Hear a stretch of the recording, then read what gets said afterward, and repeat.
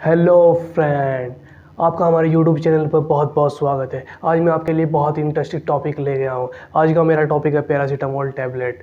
इससे रिलेटेड आपके माइंड में काफ़ी सारे क्वेश्चन और डाउट हो गए, लेकिन इस वीडियो को देखने के बाद आपके सारे डाउट और सारे क्वेश्चन क्लियर हो जाएंगे। इस वीडियो को लास्ट तक देखना है, आपको स्किप मत करना। अगर स्किप कर दोगे कुछ भी समझ में नहीं आएगा। लास्ट तक देखते रहना है, पॉइंट टू पॉइंट मैं इस वीडियो में आपको समझाऊँगा। आज का जो हमारा टॉपिक है पैरासीटामोल, इसको मैंने 5 पॉइंट में डिवाइड किया है। पहला पॉइंट है हमारा हिस्ट्री। किसी भी चीज़ के बारे में जानने से पहले पहला उसका इतिहास पता होना जरूरी है। इसका इतिहास क्या है, इस टैबलेट का इतिहास क्या है, यानी कब और कैसे इसकी खोज हुई है। दूसरा पॉइंट है हमारा इंडिकेशन, और इंडिकेशन इसकी बेसिक इंफॉर्मेशन क्या है। और तीसरा पॉइंट है इसकी यूजेस क्या है। चौथा पॉइंट है साइड इफेक्ट। हर टैबलेट के साइड इफेक्ट होते हैं, इस टैबलेट के भी साइड इफेक्ट है।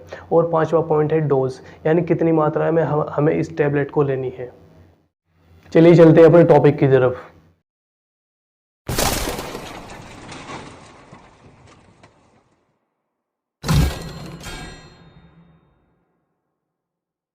चलिए हम बात करते हैं, सबसे पहला पॉइंट है हमारा हिस्ट्री।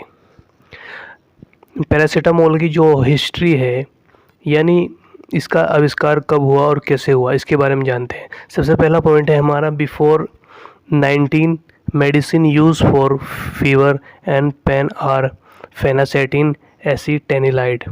इसका मतलब है कि सन 1900 से पहले बुखार में ये दोनों टैबलेट यूज़ होती थी, यानी जब तक पैरासीटामोल का आविष्कार नहीं हुआ था। फिर ये दोनों ही टैबलेट यूज़ होती थी बुखार में, ये फेनासेटिन एसिटेनिलाइड। लेकिन इनको कुछ सालों बाद बंद कर दिया गया था, क्योंकि इनके साइड इफ़ेक्ट बहुत ज़्यादा मात्रा में देखने को मिलते थे। फिर कुछ सालों बाद 1950 मार्केट इन यूएसए, यानी कुछ सालों बाद 1950 में पैरासीटामोल का आविष्कार हुआ। यूएसए में इसकी मार्केटिंग शुरू हो गई थी 1950 में। जो तीसरा पॉइंट आता है 1970 वाइडली यूज़। इसका मतलब है कि 1970 के बाद ये हर जगह मिलनी शुरू हो गई थी, यानी पैरासीटामोल का कहीं पर भी ऐसा नहीं था कि मिलती नहीं थी। कहीं किसी भी देश में हर जगह ये मिलनी मौजूद हो गई थी पैरासीटामोल। अब चलते हैं हम दूसरे पॉइंट की तरफ। दूसरा पॉइंट है हमारा इंडिकेशन। इंडिकेशन का पहला पॉइंट है आल्सो नॉन एज एसिटोमिनोफेन, यानी जो पैरासीटामोल टैबलेट है इसको हम दूसरे नाम से भी जानते हैं, वो नाम है एसिटामिनोफेन। यानी मार्केट में एसिटामिनोफेन के नाम से भी दवाई अवेलेबल है। कुछ सिरप आता है, मैंने लगभग जो देखा है सिरप ही आता है। टैबलेट तो ज़्यादातर पैरासीटामोल टैबलेट के नाम से भी चलती है। और दूसरा पॉइंट है हमारा NSAID। इसकी फुल फॉर्म है non steroidal anti inflammatory drug. Non steroidal का मतलब है कि ये स्टेरॉयड नहीं है, और इन्फ्लामेटरी ड्रग का मतलब है कि बॉडी पर कहीं पर भी सूजन हो तो वहाँ पर भी ये टैबलेट काम करती है। अब बात करते हैं हम तीसरे पॉइंट के बारे में। तीसरा पॉइंट है हमारे यूजेस, यानी इसके यूज़ क्या है। सबसे पहला पॉइंट है यूजेस का, fever to control temperature. Normally आपको पता ही है इसका कि इसका यूज़ होता है बुखार में। जब बुखार होता है इंसान को, उसका टेम्परेचर इंक्रीज़ हो जाता है, यानी बढ़ जाता है। नॉर्मल टेम्परेचर होता है 98.6, यानी उससे ज़्यादा होगा जब 102, 103, 104 जब टेम्परेचर इतना होगा तो उसमें इस टैबलेट का यूज़ होता है। ये टैबलेट काम कैसे करती है? ये टैबलेट काम इस तरह करती है कि उस टेम्परेचर को नॉर्मल कर देती है। जब नॉर्मल इंसान का टेम्परेचर हो जाता है तो बुखार सही हो जाता है।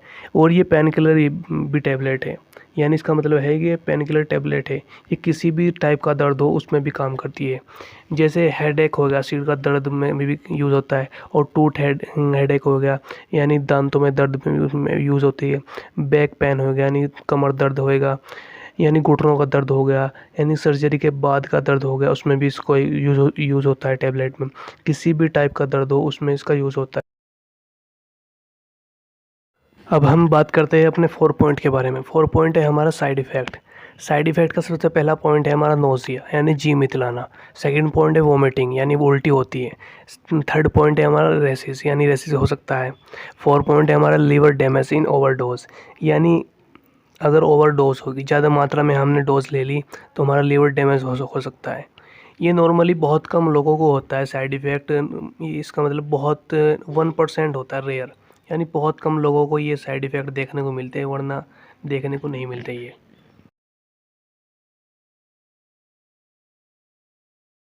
अब बात करते हैं हम लास्ट पॉइंट की। लास्ट पॉइंट है हमारा डोज, यानी हमें कितनी मात्रा में ये मेडिसिन लेनी चाहिए या नहीं लेनी चाहिए। इसकी मात्रा लगभग जो पैरासीटामोल का इसका फॉर्मूला है वो ये है कि 10 से 15 mg पर किलोग्राम लेनी है हमें, यानी 10 या 15, यानी 10 ले लो या 12 ले लो, 15 ले लो, यानी पर किलोग्राम ले लिए। फॉर एग्ज़ाम्पल नीचे दे रखा है मैंने ये कि फॉर एग्ज़ाम्पल 10 किलोग्राम का बच्चा है, उसे हमें कितनी डोज देनी है। हमें 15 mg ले रखी है हमने, और 10 किलोग्राम का बच्चा है, यानी 150 mg हम उसे दे सकते हैं।